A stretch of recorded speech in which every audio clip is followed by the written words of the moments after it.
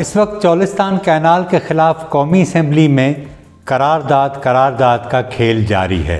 क्या सियासी खिलाड़ियों को यकीन है कि उनकी करारदादों से चौलिस्तान कैनाल की तामीर रुक जाएगी और सिंध बंजर होने से बच जाएगा?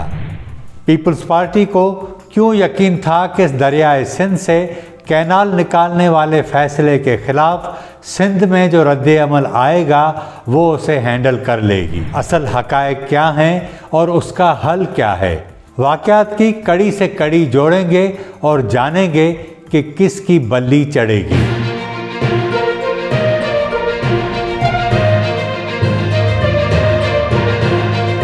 पहले चलते हैं 3 साल पीछे, जब इमरान खान की हुकूमत ख़त्म और पीडीएम ने इक़्तिदार संभाला था। नई रजीम ने न सिर्फ अपने 16 माह में बहुत सारे कवानीन तब्दील कर दिए, रुकावटें ख़त्म कर दी। जो निगरान हुकूमत बनाई गई उसे क्या क्या करना था उसकी भी पहले से ही मनसूबाबंदी कर ली गई।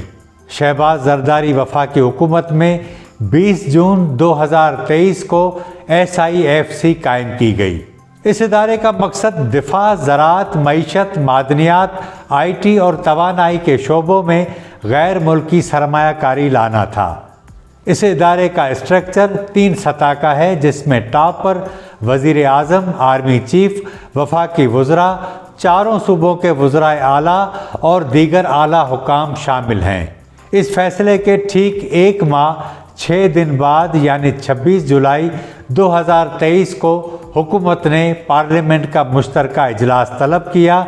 इस इजलास में निगरान हुकूमत को डे टू डे फैसले करने के बजाय मज़ीद बाअख्तियार बनाने का कानून पास किया गया। इस नई तब्दीली से निगरान हुकूमत को आलमी मालियाती इदारों से बातचीत, मुआहदे और CCI के इजलास की तलबी और दीगर अहम अख्तियारात मिल गए।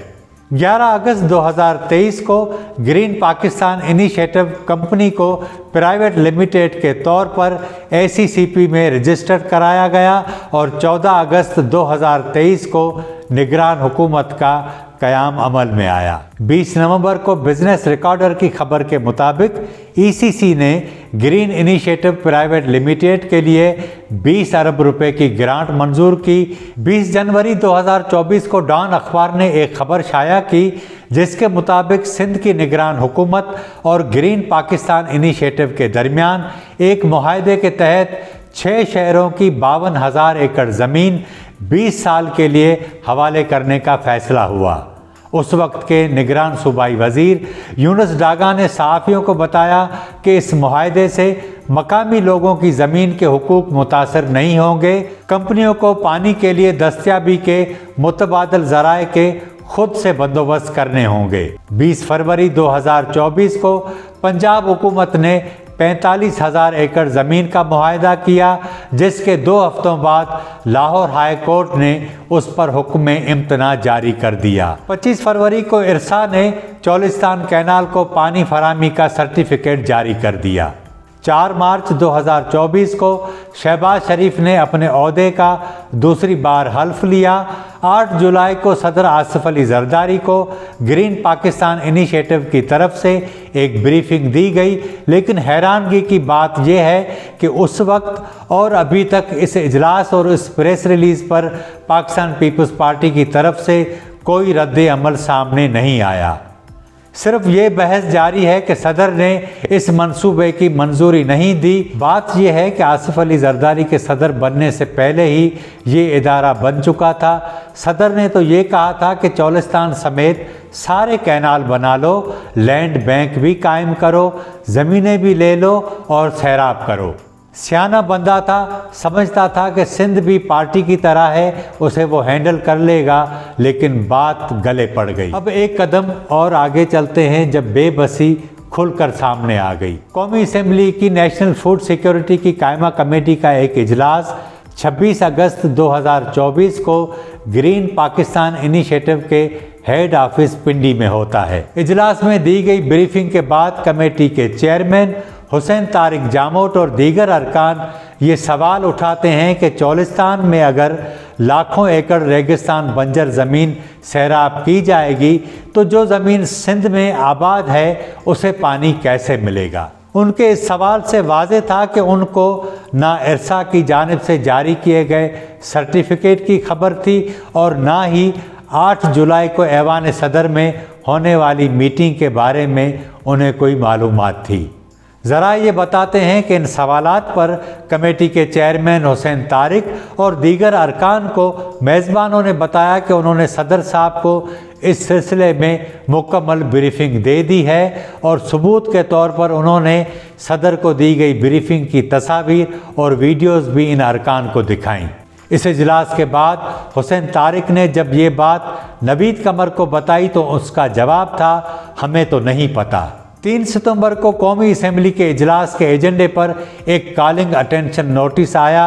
नवीद कमर, सैयद खुर्शीद शाह, मीर गुलाम अली तालपुर और हुसैन तारिक ने सवालात उठाए कि चौलिस्तान कैनाल के लिए कितनी ज़मीन आबाद की जाएगी, बंजर ज़मीनों की आबादी के लिए कितना पानी दिया जाएगा, सिंध को अपने हिस्से का पानी कैसे मिलेगा, निगरान हुकूमतों को ज़मीनें देने का अख्तियार नहीं था, वगैरह वगैरह।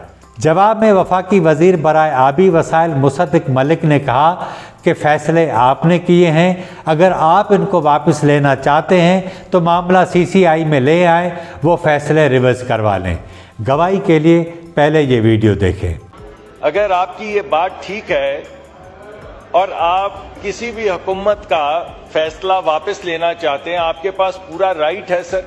आप पूरा एक हाउस का सबसे बड़ा हिस्सा हैं, वापस ले लें सर, तो ये गुफ्तगू ही खत्म हो जाएगी। जब आप जमीन दे भी रहे हैं, वापस ले भी नहीं रहे हैं और फिर मुझसे पूछ रहे हैं किसने दी, तो मैं इसका क्या जवाब दूं सर? वो पूछ रहे हैं कि केयर टेकर के जमाने में हुआ। जी तो वापस ले लेना सर, ये इलेक्टेड हुकूमत तो आ चुकी है अब सर, और सिंध के अंदर तो हुकूमत है सर, तो वापस ले लें, क्या मसला है? आज ब्रेक लगाएं और कहें कि ये नहीं होगा सर। इस कॉलिंग अटेंशन नोटिस का आखिरी नुक्ता ये था कि हुकूमत पानी की फराहमी के हवाले से ब्रीफिंग देने के लिए तैयार है और पंजाब अपने हिस्से का पानी चाहे जिस कैनाल को दे उस पर किसी को एतराज़ नहीं करना चाहिए। अब आते हैं हाल ही में कौमी असम्बली में पेश होने वाली कैनाल मुखालिफ करारदादों की तरफ। 7 अप्रैल 2025 को पीपल्स पार्टी ने कोशिश की कि वो कैनाल मुखालिफ करारदाद मंजूर करा ले, लेकिन हुकूमत ने हिमायत करने से इनकार कर दिया और वही मौक़िफ़ अपनाया कि पंजाब अपने हिस्से का पानी चौलिस्तान कैनाल को देगा।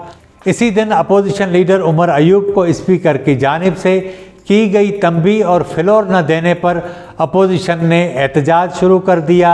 स्पीकर डाइस का घेराव किया, वहाँ पर नारेबाजी की। इस दौरान आगा रफ़ीउल्लाह और दीगर अरकान अपोजिशन अरकान को कहते रहे कि वो कैनाल इशू पर बात करना चाह रहे हैं। थोड़ी देर के बाद अपोजिशन अरकान ऐवान का बाइकाट करके निकल गए। इस इजलास में पीपल्स पार्टी ने करारदाद को पार्लिमानी तरीके से सेक्रेटरीट में जमा नहीं कराया था। वो इस खुशफहमी में थी कि वो नून लीग को दरख्वास्त करेगी और उनकी करारदाद मंजूर हो जाएगी, लेकिन ऐसा होना नहीं था। नून लीग उनको एक नहीं बार बार मर्तबा ये वाज़े कर चुकी थी कि हमारा पानी हमारी मर्ज़ी। उसके बाद पीपल्स पार्टी ने वही करारदाद जो ऐवान में पेश भी नहीं हो सकी और मंजूर भी नहीं हो सकी, इस्लामाबाद के बीट रिपोर्टर्स को देने के बजाय कराची से ये खबर चलवाई कि अपोजिशन और नून लीग की मुखालफत की वजह से कैनाल मुखालिफ करारदाद मंजूर नहीं हो सकी। ये असल में पार्लिमानी महाज पर पीपल्स पार्टी को होने वाली सुबकी को कम करने की एक कोशिश थी, लेकिन वो नाकाम हो गई। 3 दिन बाद तहरीक इंसाफ ने कैनालों की तामीर के खिलाफ एक करारदाद स्पीकर कौमी असम्बली के पास जमा करवाई। अब क्या था, एक और बहस शुरू हो गई। PTI कह रही थी कि पीपल्स पार्टी अपनी करारदाद पास नहीं करवा सकी, अब हमारी करारदाद पर वो हिमायत करे और इस करारदाद को पास करवाने में हमारी मदद करे। जिस दिन तहरीक इंसाफ ने स्पीकर कौमी असम्बली के पास करारदाद जमा करवाई, उसी दिन पाकिस्तान पीपल्स पार्टी ने एक और खेल खेलने की कोशिश की। उस दिन करारदाद की एक कॉपी सोशल मीडिया पर वायरल की गई, जिसके एक कोने पर स्पीकर का नोट था और लोगों को बताया गया कि देखो, हमने ये करारदाद स्पीकर कौमी असेंबली के पास जमा करवाई थी और हमें ये ताने दिए जा रहे हैं कि हमने 7 अप्रैल को उजलत में करारदाद पेश की थी जो मंजूर नहीं हो सकी।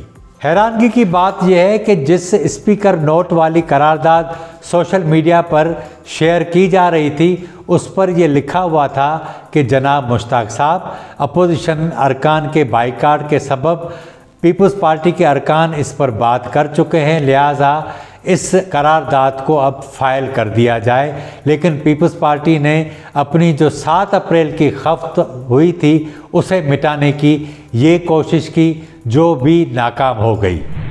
अब आखिरी बात, पीपल्स पार्टी अगर वाकई इस्टेब्लिशमेंट के इस प्रोजेक्ट के ख़िलाफ़ खुलकर सामने आना चाहती है तो पीटीआई से बात करे, उसे कायल करे या खुद कायल हो जाए, बल्कि पीटीआई को इस बात पर भी पाबंद करे कि वो खैबर पख्तूनख्वा असेंबली से कैनाल मुखालिफ करारदाद मंजूर कराए, जबकि बलूचिस्तान में तो उसकी अपनी हुकूमत है, वहाँ से भी करारदाद मंजूर कराए।